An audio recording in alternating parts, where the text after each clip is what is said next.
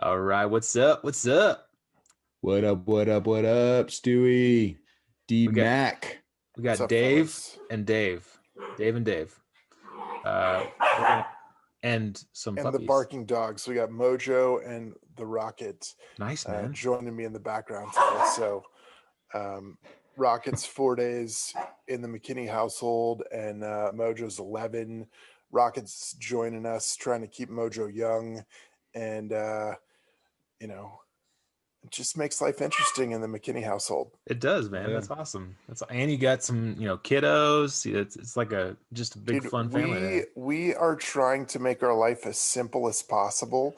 So we had 3 kids. We did 21 years in the military. I moved 11 times in 21 years. I moved Lindsay cross country multiple times, and now we just thought adding a dog to the mix for my 8, 7, and 3-year-old would make things a breeze. So yeah. So you're kind of I don't know if you're gaining credibility with our listeners right now and they're gonna listen to what you have to say, or they're just gonna completely discredit it and be like, man, what is this dude doing? Yeah. Some crazy decision making. It's good stuff, man. It's good stuff. Nice. We're excited about everything having from the strategic level, breaking it all the way down from up top. That's good. That's good. So I'm gonna have to go with we'll go with Dave and we'll go with Goody for tonight's conversation. Is that That works for me. Or you can go with the good-looking guy and the bald guy, and I don't know which one is which. Well, that'll be confusing because some yeah, hair it's the garage doors have been going up lately, so getting a it's little gonna older be in here, Dave. doubly confusing. It's gonna be nice. It's going to be doubly confusing for our listeners with the bald and good-looking guy because they're going to automatically think of me, and then you're going bald, so it's also confusing. So yeah. we'll clarify.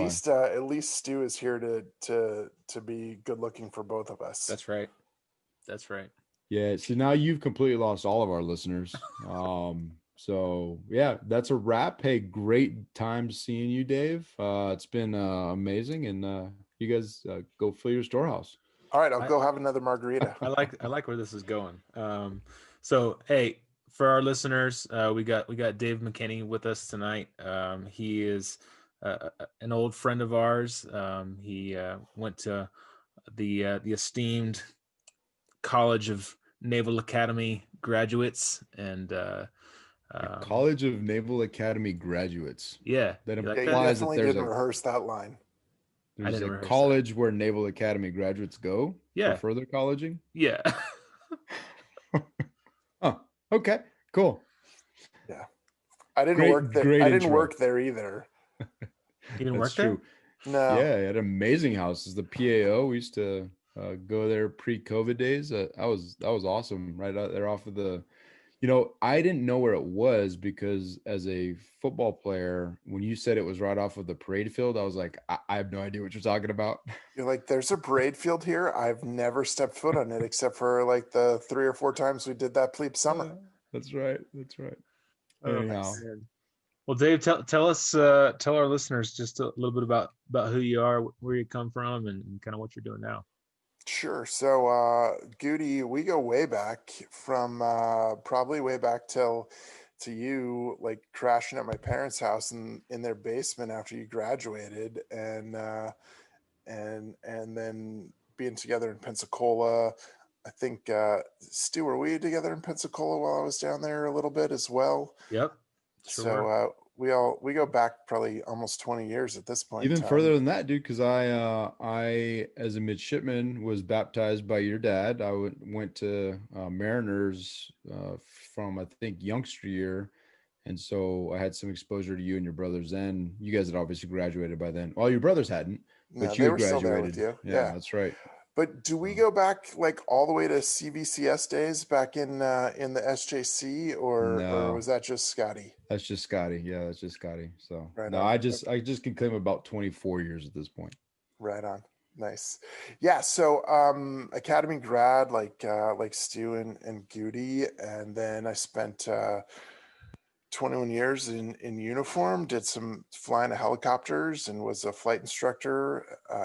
Had a mishap, and God really redirected my path. I thought I was going to get out, but he saw that for some reason that he wanted me to stick it in for a little while. And so at 10 years, I thought I was going to get out and get married. Ended up getting married, but stayed in as a public affairs officer for the next decade, and got to move from coast to coast in a couple deployments, and ended up working for the SEALs out in California, for the chairman of the Joint Chiefs on the Joint Staff in the Pentagon, then finished up at the Naval Academy as a PAO, and then really made a family decision to get out. Was on a nice track and was progressing well, and just decided that that we'd had enough, and that it was the right time for us to serve. As one of my mentors said, everybody gets out. It's just a matter of when. You're either going to die in uniform or get out. Thankfully, it wasn't being buried in uniform, but making the decision to get out. So we all get out at some point, whether it's 5 years or 20 or more. And we just felt like God was leading us to get out and move to Orlando. My wife Lindsay's from Orlando, and we made the decision to move across the street from her parents, which has been pretty awesome to be this close to family, to have babysitters for our 3 kids, and to just give them the gift. 2 dogs. And 2 dogs. Yeah.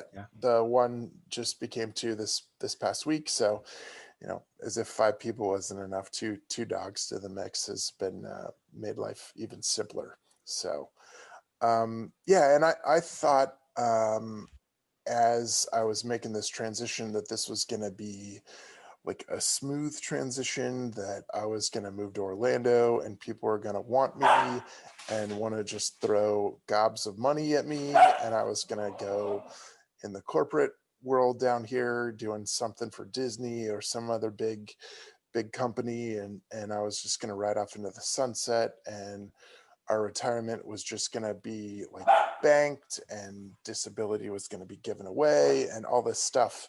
And it did not turn out to be that way. It was pretty challenging to figure out what the next step was going to be. I had 4 things that I was looking for. I wanted to be on a team. I wanted to do something that mattered. I wanted to add value to the team, and I wanted to feel valued for what I brought to the team. So maybe a little squishy. Some folks have told me, like, dude, that is right on. You know exactly what you want. Even though it's not like Storehouse or communications, like public affairs, like I've been doing. And I was interviewing at a bunch of different places, and a woman from my church texted me, who we're in Bible study with. She's like, "Hey, our company's got a position with NCF. Are you interested?" And at that point in the search, I was getting a little desperate, so I was saying yes to everything. And so I had a conversation, which led to like, "Hey, dude, why don't you come by the office? We'll grab coffee." And this was in February, so Florida, it's warm. And the biggest decision I had on this one was like, "Hey, is this an interview?" I didn't ask the guy, but I talked to my wife, Lindsay. I was like, "Hey, do you think I should wear pants?" This dude just was like, "Hey, let's go grab coffee." And so I was like, yeah, I guess I probably should wear pants. Like maybe I should at least look like I'm somewhat of a professional, since this is just like the 2 of us. Now, clarification, I'm gonna interrupt you, but like when you say wear pants, are you saying as opposed to shorts, or just not even wearing pants at all? Like No, you're as just opposed to like like shorts, you okay, at good. least got to wear Okay, board good. shorts Yeah. walking out the door, but Flip flops and board Good. shorts. flip flops and board shorts, right? So I decided to wear. I was like, yeah, I'll throw a pair of pants on, and it's a good thing it was, because he was like, "Yeah, come on into my office, let's chat." "Oh yeah, here's my colleague. We're just gonna, we're gonna talk and get to know you a little better." I'm like, "Ooh, okay. I'm glad I decided to wear pants today," and led to like the final interview, and got hired by this organization called National Christian Foundation, which I'd never heard of before. And at that point in time, I probably didn't even really know what they did, or had ever heard of what's called a donor advised fund, which we call a giving fund, which I think is one of the main reasons you guys wanted to chat today, is to talk about what a DAF is and a donor advised fund. And just what we as NCF do. A donor advised fund is just kind of like the three words say, a donor advised fund. It's kind of like a charitable checking account. And what we at NCF do, we basically operate this platform that allows a giver like Stu and David and myself or anyone to get an immediate charitable deduction for making a gift to NCF. We then hold the money and allow you to grant it out to a charitable organization, whether it's a church, a 501c3, a foundation, whatever the case may be, and really provide a way to simplify our giving, especially when tax time rolls around. You're not looking for, hey, where's that contribution statement from my church or from Jesus Film or the United Way or all the, wherever else you might give to, and you're like, oh man, this is making it difficult. We do it. We're a one-stop shop for that, and we provide so many different resources for folks who are charitably inclined and really understand what it means to be blessed by the Lord and to hold their dollars and their wealth with an open hand, and just use the resources they have for kingdom work. That's awesome, man. Yeah, and we'll definitely dive into some of these topics deeper. But I want to highlight a couple things that you kind of touched on. So, when you were going through your naval career, I mean, a mishap is not a minor thing, and to not only survive, to bring the crew back safely and everything that entails, but also the consequences of that as applicable to the career, and then to overcome that, effectively start over and start a new career, have great success there, being on the path to 06. I think there's so much adversity there, and there's a ton of character building. There's a ton of things that happen through that process. And I remember being, part of that and just having conversations with you and going through that whole ordeal, getting to the spot where you were, getting out, going through that with you as well. And just this sense of not knowing what you wanted to do. And then it's just crazy how it all kind of culminated into this thing that you're doing right now, which I think you're finding amazing success and satisfaction in. But you hit on something, and I think all those, it's important for our listeners to hear, all those experiences were not great throughout your career. And they helped you to define, you broke down 4 things that were key elements, foundational to you, what you wanted. And you said it was squishy, but I really think that those things were so important, and they define who you are, and they helped you to get to the point that you are now. But it also was forged through all that difficulty. And I just don't want those points to be lost on any of our listeners, because man, some of these careers that, folks are having, and the diversity they face, the challenges they face, it's not easy, dude. And you face some significant challenges and overcame. And I just want to highlight that. And dude, I've been so proud to be your friend, and also to see you just come through that stuff. And now our paths cross again, which is amazing, in a way that I think is much more significant than all of the past iterations of our friendship and the way our paths have crossed. So it's pretty crazy how God works. Absolutely. And I think one of the points that you make about, some of the adversity, and I think it's really something, I don't want to say that I necessarily struggle with, but it's still part of the identity and part of I guess struggle is the right word. Going back to the mishap, it's identity. It's like, who do you define what do you define yourself as? Do you define yourself as, oh, I'm a Navy pilot and I got these gold wings on my chest, or do I define myself as a Christian or a husband or a father or a naval officer, or what's your identity? And if your identity is attached to anything other than Christ, then you're kind of not jonesing, but you're waiting for a fall, because that can be taken from you in an instant. And if your identity is wrapped up in something external, then you're just ready for a crash, And so when my mishap happened back in 05, I don't say it wasn't a big deal.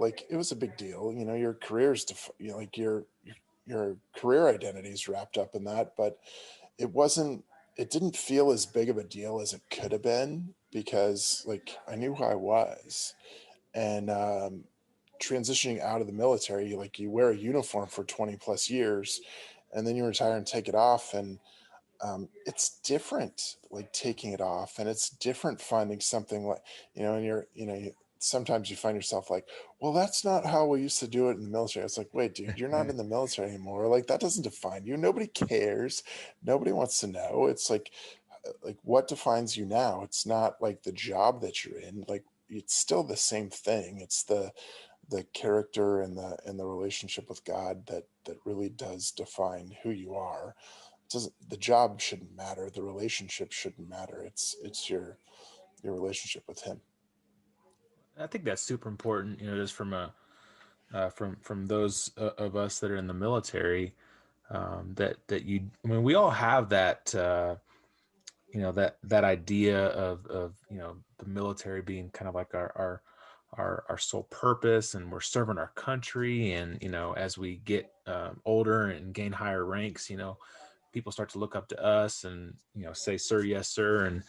And but just like you said, like that all stops year 20 or year 21, like whenever that is, and whenever you get out, one day you're the commanding officer, and the next day you're kind of just Who's that guy? yeah, exactly. Yeah. I can't remember who it was. He was like a 3-star admiral or something like that. And he was giving a speech, and he was talking about how when he would go and, give a presentation or a speech, like, he'd have like multiple aides, and helping them out and doing all this stuff and getting them coffee and all this stuff. And then he got out, but he kind of got onto the speaking tour, and he like went on a speech, and he like showed up at the hotel and nobody was there to greet him, and like no one was there to like take his bags or help him or like get his coffee or anything. And it was just like a complete wake up to him that no one cares if you're you used to be an admiral, you're just another speaker on the stage.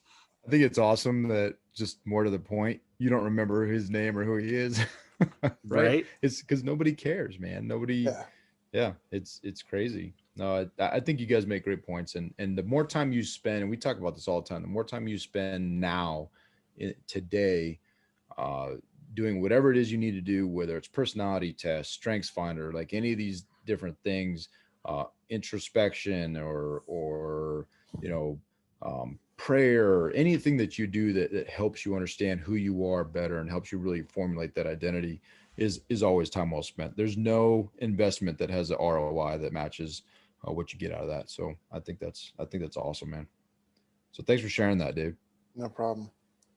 Yeah, so let's get into kind of what you're doing now. I know you said you kind of fell into this, but I mean, just like you said, it sounds like just a perfect opportunity for what you're looking for. You kind of dove into it a little bit, but David and I had never heard, just like you said, I'd never heard of what a donor advised fund was, and David really we put giving as a part of our business plan, and we're always looking for better strategies and more efficiencies and how to be effective with our giving. And if you could just kind of tell us what you've seen from your time so far, working with NCF, and kind of how that's, impacted your outlook on people and business and giving, and, that kind of thing. So it's like the curtain's kind of been peeled back a little bit, because you spend 20 years in the military and we're on a government salary and we do all right, and we makes me kind of reevaluate or wish that I would have been a little bit smarter and a little bit better with the resources I've been given over my career. But you kind of get a window into the success that other people have had, and it's in one regard, it's like dealing with not jealousy, but like, or envy, but like, man, look at what this person's accomplished. And you see like not just the dollars that folks give, but the open-handedness in which some folks have with the resources that they've been given. And it's folks that I've worked with and come across who are incredibly smart, incredibly intelligent, great business minds, who start businesses, who understand that, what do I have that I haven't been given? And so it's not mine to hold on to. I'm going to, be efficient with what God's given me. I'm going to maximize my resources. I'm going to try and pay like as little taxes as possible, while still rendering to Caesar what's Caesar's. And I'm going to try and have as much available to give away for the kingdom as possible. I mean, we have folks, one of the things that we're really good at and what our sweet spot is working with resourced individuals who are generous and maximizing the wealth that they have. In today's world, most people's wealth is not in cash. So how do you unlock those dollars that aren't, cash money in the bank, basically? And what we do is what we call a non-liquid gift. A lot of folks that we work with have business interests that they're able to give. They operate LLCs or S corps, whatever the instrument is that in which they operate their business, and they gift a portion of their business to NCF. They get an immediate tax deduction for that gift. NCF becomes a shareholder in their business, and we get distributions like any other shareholder, any other investor in their businesses.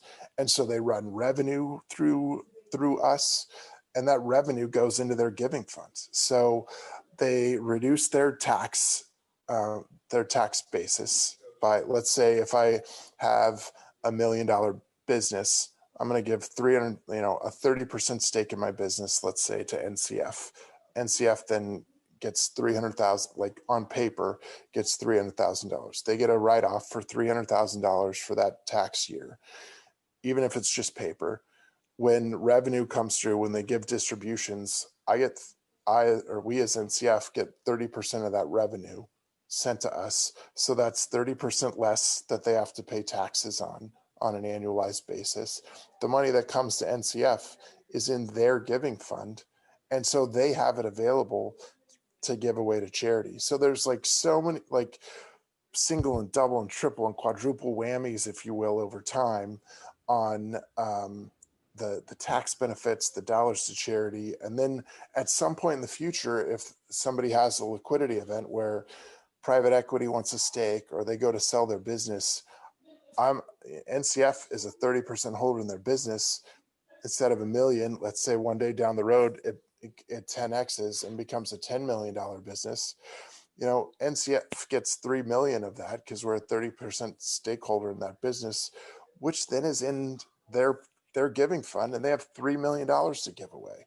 So it's just like on and on and on and on, the benefits of using our platform.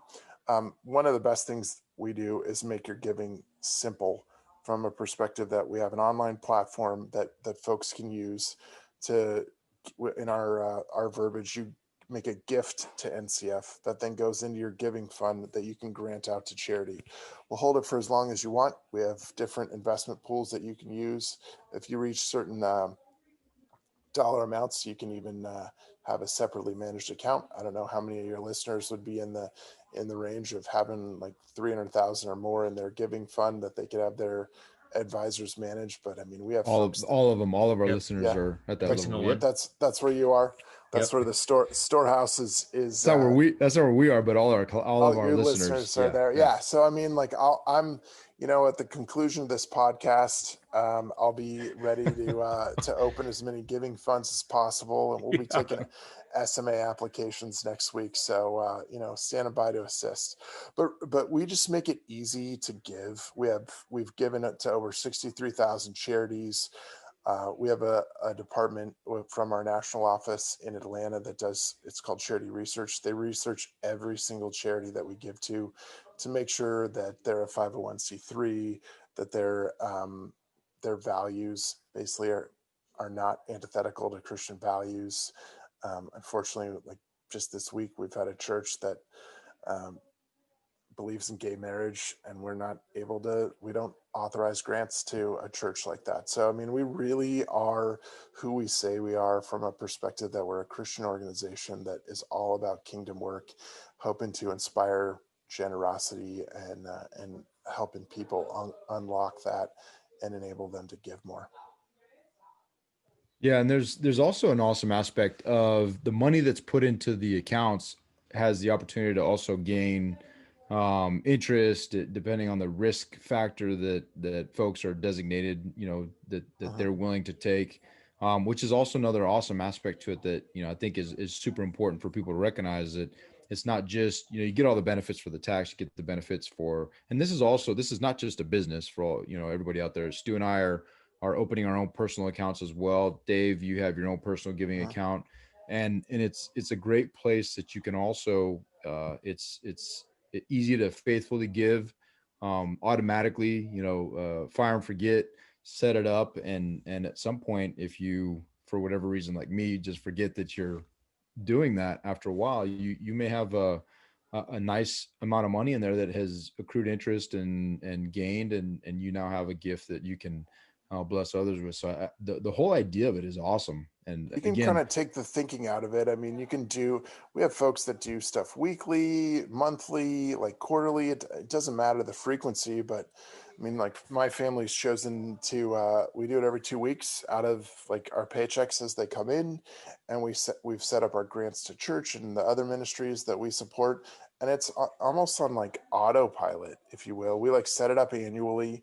One of the things that we haven't done yet, but we really are hoping to do in the future, is to bring our kids into the giving equation and have that something that they learn and understand, not just tithing. I mean, another ministry I'll mention is generous giving.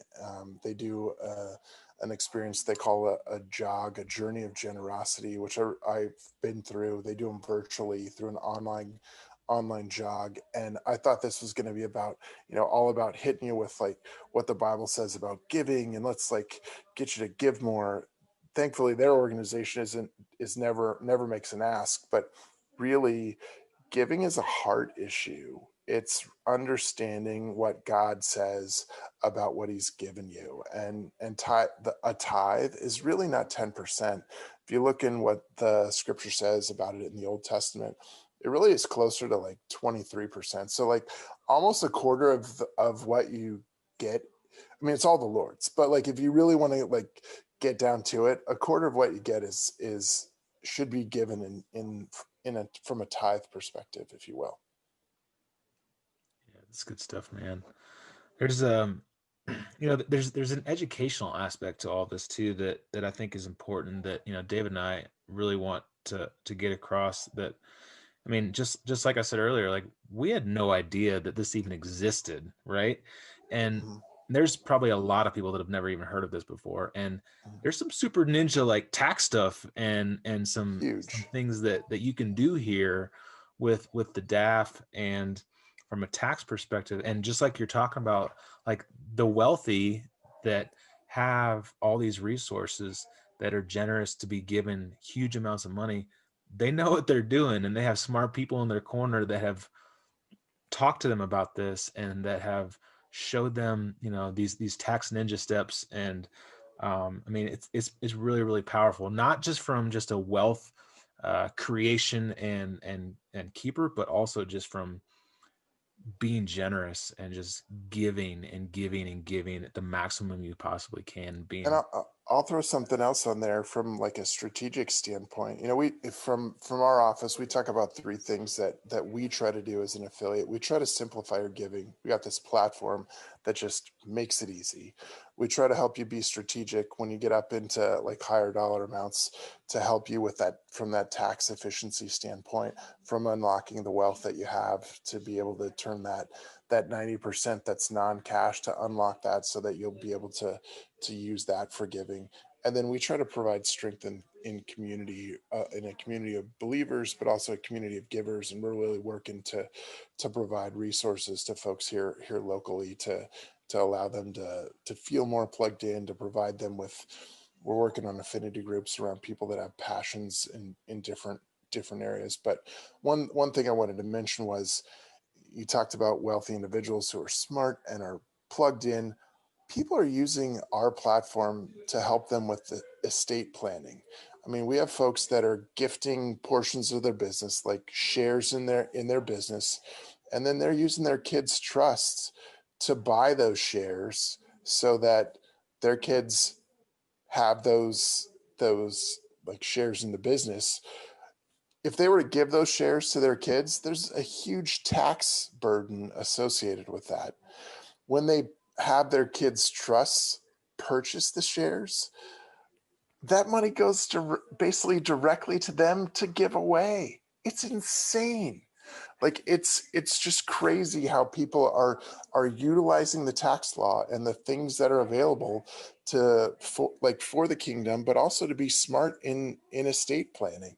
And their kids are being exposed to generosity and to how that they're able to shepherd the resources that they've been given. I mean, some of these families, the kids don't know how wealthy their parents are, and they're kind of getting their eyes open a little bit, and also the responsibility and the burden that comes with being wealthy and how to use those resources for good for the kingdom. Yeah, I love that because a lot of times you hear folks talk about wealth management and taxes. How do I get my taxes down to as low as possible? And I think those are all good things. I do believe you give to Caesar what's Caesar's, but I also believe that there's ways that you can give him as little as possible, because as we all know, when you look at the government from a business perspective, it always baffles me when I now as a commanding officer, I have a budget. Well, as we all know that we've been in the military, what are you supposed to do with that budget? You're zero it out, man. You're supposed to Spend zero it all. out, right? You're supposed to spend it all so that you can argue for more next year and add 10%. And on the business side, if Stu and I did that, if we had that mentality, we'd be out of business pretty darn quickly. And business people do not think that way. They don't think, how do I spend all my resources to zero to justify going in, to justify my debt, right? It's the opposite of that. And I think the idea of being able to maximize my giving potential and through minimizing my taxable income or minimizing what'll go to the government, dude, that's a pretty exciting prospect, because it's not about how do I minimize my taxes to maximize the car I can buy. It's how do I even give more generously? And dude, I love that idea, man. It's super exciting, right? It makes it all worth it. I'll throw something out there. I mean, this past year, the CARES Act, we all got our $1,200, and then recently the $600, and you got the PPP and everything else. One of the elements of the CARES Act this past year is that they allowed for 100% AGI giving.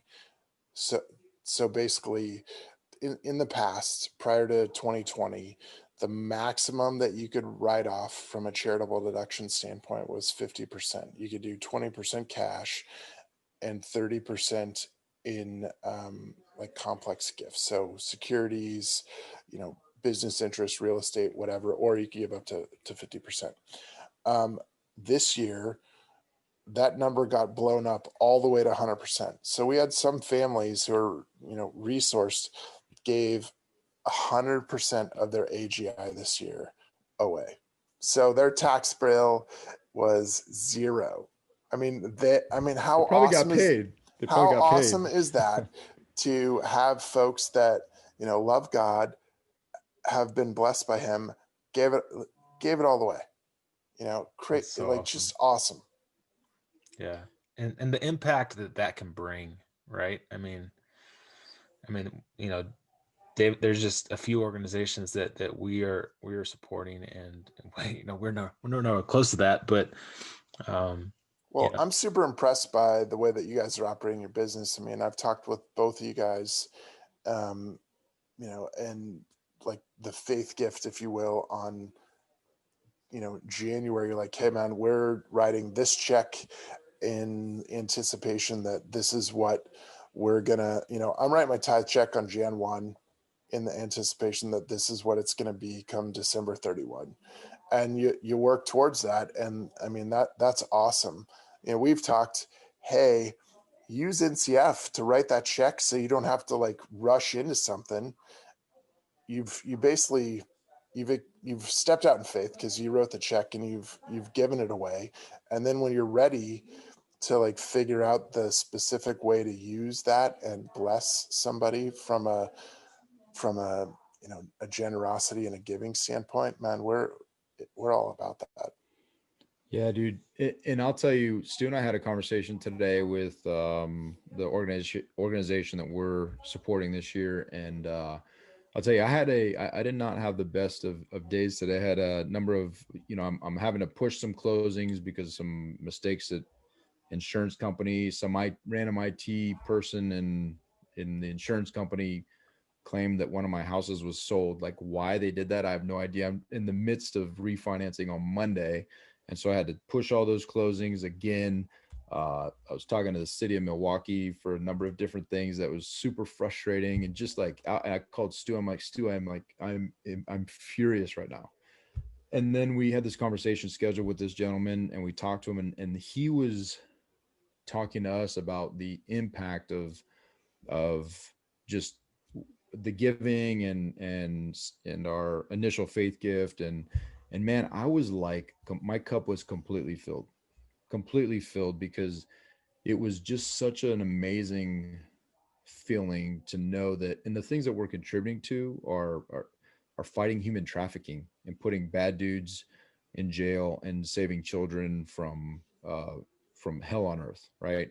That's what we're committed to this year. And just the whatever it is, even if you're listening and you're not a Christian or, that's not necessarily your bent. Like if you give, you will be full.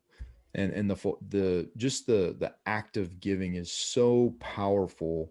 And there's so many things out there in the world that are just so not good that we can impact, that we can make better, that we can touch and be a blessing to others. And man, it's awesome to see that there's also this strategic aspect of it that can maximize that, which is exactly what you're doing, which is freaking awesome. But it also highlights for me, and probably I'm sure Stu, there's a huge educational piece to it as well, which is where guys like you come in, that our listeners can reach out to you and be like, okay, help me to understand how to take advantage of these strategies. And I think that's super exciting too. Cause I don't even know what I don't know at this point. Cause it's there's so many opportunities with, with the DAF and, highlight Stu, the, webinar that you pushed out the other day. I mean, there's some ninjutsu stuff in there, dude, that I'm just like, okay, I gotta listen to that about 4 or 5 times. Right. Probably go hire somebody to implement because I don't get it. Yeah, I mean, just like the idea of giving some of the ownership of a house that we, a rental property that we own, giving a percentage of ownership to our donor advised fund and letting that grow, and then whenever we sell it, the equity that's gained in that and all the man, just like there's just so much awesomeness. Yeah, right. It's awesome. It's some like mind-blowing stuff. And at first, like it took me a really long time for it to go from like to like, okay, I think I understand how this whole thing works. I mean, like there are like multiple layers that are unlocked in what we're able to do, and it's just it's pretty awesome. You talked about fighting exploitation. One of the things that is happening here in Central Florida is a community of givers has come together to start an affinity group, and they're calling it there's one in Seattle, I believe that's the first one, and we took the model that they started and created one here in Central Florida, the Strategic Alliance to Fight Exploitation. And it's not a new nonprofit, but it's this alliance of givers who are really just bringing all the different nonprofits that are in the space here in Central Florida, from folks that are have like this place called Samaritan's House that is a house that takes like 6 or 8 women a year out of exploited situations, to, just all these different local nonprofits that are in different little like parts of the whole problem, and brings them together to the table to like fight the problem from a big perspective and really try to make gains against fighting human trafficking and exploitation. So it's like one example of how we're trying to bring people together to fight big problems and help solve them. That's cool. Yeah, man. That's real cool. Well, dude, man, I'm fired up. I want to can we just go give a bunch of money? Yeah, let's go give a bunch of money away, and when you're ready, just start granting it out to folks that need it. One of the things, that's another element of what we do. Like, it's the idea of giving money away, and so you get an immediate charitable deduction when you use your donor advised fund, your giving fund with NCF, just like Fidelity, Schwab, Vanguard, all these other platforms that operate this thing. And there's so many different mindsets on how to use the money that's in your fund. Some folks just let it sit there until they're ready to solve a big problem, or some people just piecemeal it out every month, like 100 here, 1,000 there, 10,000, 50,000, whatever the number is. They're just giving from the what's in their heart, to some sort of charity. Others let it hold it, let it build and grow. I mean, we have some folks recently that over the last couple of years had a big liquidity event and had a 7-figure plus balance in there. It sat for a while. They give to church and a couple other things, and got a call right before the new year. And he's like, "Hey, I just want to let you know, just so you're aware, I'm about to pretty much drain that balance and make a huge gift in January to something." So people utilize our platform until they're and use it as a way to hold that resource until they're ready to make an impact. So it's a you don't have to feel rushed. Sometimes when we come to the end of the year, it's like, I didn't give enough, or I gotta write that last check, or I gotta make that faith gift, or I gotta do whatever. We're here as almost as a conduit, a way to hold it until you're ready and make an impact, and your money can sit and grow and hopefully get bigger for an even bigger impact over time. Well, and Dave, correct me if I'm wrong. So if we set up a donor advised fund, through our business, other people can then also give to that donor advised fund, correct? Absolutely. So you guys asked me about this earlier, and I did some research this week. So we have the way for you guys to set up different giving buttons, like a Give Now, and you can do different campaigns within your own Storehouse fund that maybe it's I don't know, you pick it, it's the January donation bucket where everything in January goes. You can designate it to a certain thing, and then you can rename it for spring and so on and so forth, or a different organization or a different church or whatever the case may be. You can do a bunch of different campaigns within your own fund.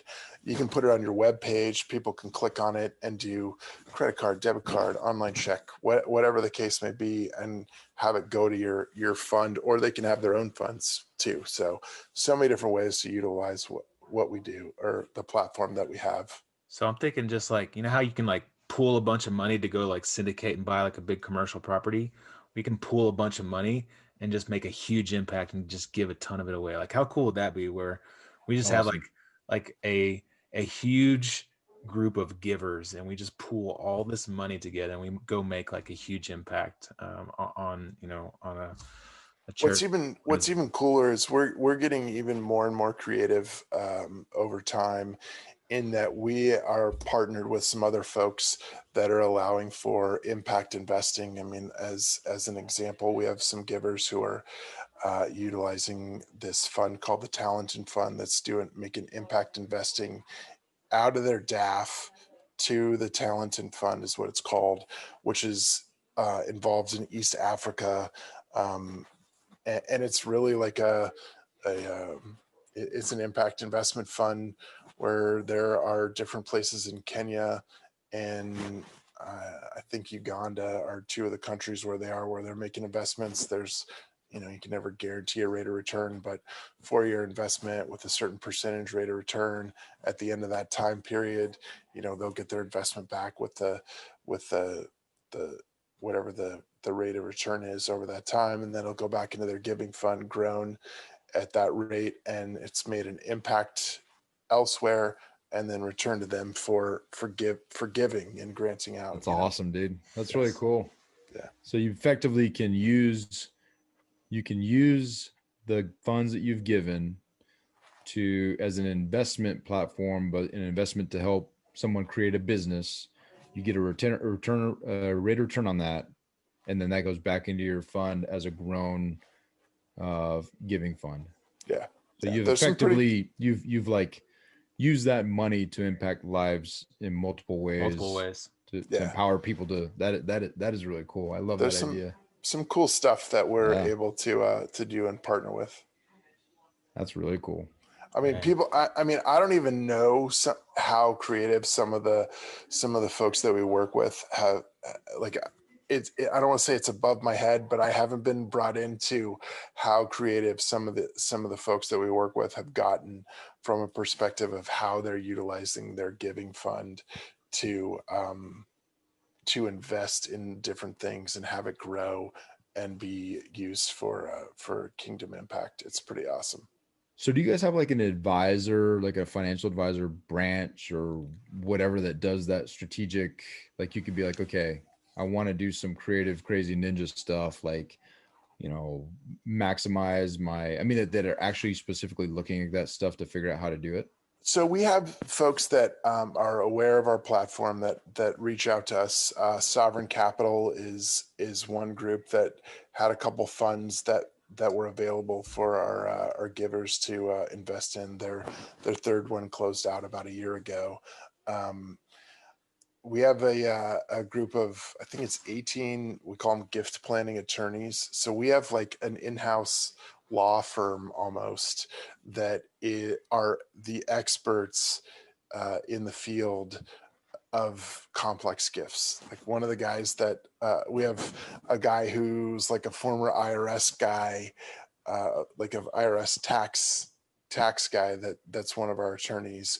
We've got a guy who basically set up the complex gift capability at Fidelity, I believe. Like they came to him for his expertise.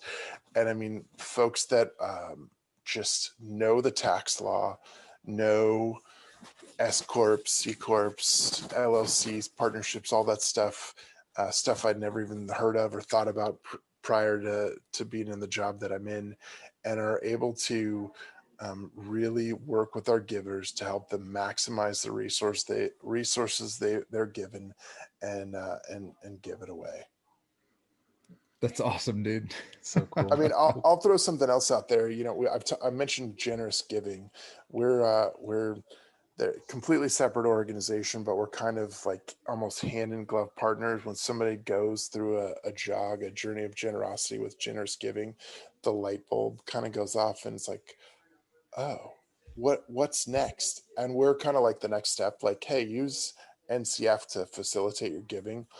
GG Generous Giving has a ton of videos on their website. And one of them is this family called the Barnharts. They're a family out of, I think it's Tennessee. I think it might be Memphis. They have this crane construction business. And I mean, we're talking like 9-figure, like multi-$100 million business. And they basically don't own the business. NCF, they have given the entire business away, and what they hold is like a voting trust in the business. They basically have set their salaries. I mean, you'd have to watch the video to see and just be blown away by the generosity of a family and seeing how God's blessed their business over time, because they realize that it's not theirs anyway. I mean, what do we have that we haven't been given? And the money that they have to give away is just insane. Wow. That's nuts, man. It's got me fired up, dude. That's Yeah. really cool. Yeah, man. Well, Dave, how do our listeners get a hold of you if they want to, pick your brain and talk about, NCF? Absolutely, no problem at all. I'd be more than happy to talk with folks. A couple different ways. You can reach me via email or phone. I don't know if you guys have my info. They can reach out to you for that. But my phone number's 757-619-7750. Shoot me a text, give me a call. Be happy to chat. Or if you want to email me, it's Dr. McKinney, Dr. McKinney at ncfgiving.com. Just reach out. Be happy to chat. I'll hop on a Zoom or whatever. I'll walk these guys through my giving fund just so they could see what it is that the platform is and how easy it is to use. I haven't actually checked whether you guys have given anything yet, but you guys signed up and you got your Stu. You got to become a participant on your fund. Otherwise, Goody will give it all away without you, man. Yeah. Yeah, I'll do that for sure. Actually, I signed up using his name, so Yeah, that's good. yeah, It's good. I think we have like multiple credit cards that way as well. It's kind of it's a little bit scary. There's probably somewhere on the IRS docs where they think it's Goody, but it's really me. Actually, you guys are married. The last I checked, I mean, it was like pretty much. That's what our wives think sometimes. Marriage. Yeah. Nice. That's good stuff, man. No, that's great, Dave. Thank you so much. And we could talk for hours more on just strategies, but really we just want to introduce folks to this concept. That's something that has us super excited, something we didn't know about previously. And immediately upon learning more and getting on a call with you, Dave, setting up an account, and we're already strategizing how we're How long did it take you to set up your account? Like 5 minutes. Yeah, and it's free to set up, doesn't cost anything to set up. It's super easy, and it's a pretty great way to simplify your giving, to take all the thought out of it. Yep, and we'll put a link to the website in the show notes, and we'll kind of give some instructions on what to do to make sure that Dave is kind of helping you manage that. He's in the Orlando office. Feel free to reach out, Matt, and to anybody. I'd be more than happy to help you. And we got a great team in my office, and I'll be ready to lend a hand as needed. Nice. To all of our $300,000 giving $1 million company listeners, it's freaking awesome. We don't discriminate, man. We don't discriminate at all. Okay. I'm about to set up my personal one, so hopefully I'm not going to be feed for a minimum amount that's in the account. No, man, not at all. That's good stuff, dude. Thanks, guys. Yeah, man. So everybody, reach out, check out NCF, check out Dave, hit him up. If you like this episode, please share it with some friends. Give us some 5-star reviews, subscribe. I think this is a pretty powerful episode. Oh, and this is episode 50, by the way. We've done 50 episodes. Thank you guys for hanging out for so long. Yeah, man. Yeah, man. So I think this is an important one to be episode 50. Heck yeah. Well, everybody, hope you enjoy this one. Hope you got something out of it. And most importantly, go fill your storehouse. Make it a great day, friends. Thanks, Dave. See ya. See ya.